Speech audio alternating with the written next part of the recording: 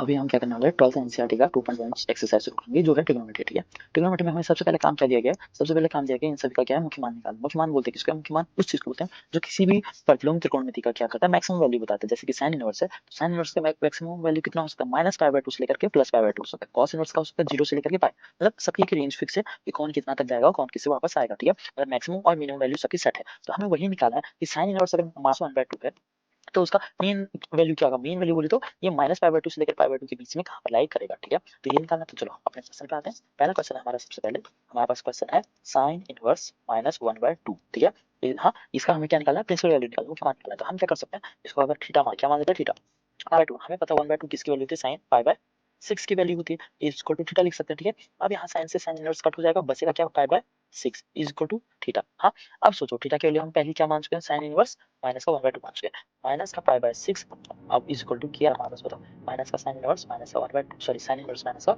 1/2 आ जाए। हम क्या कर सकते हैं?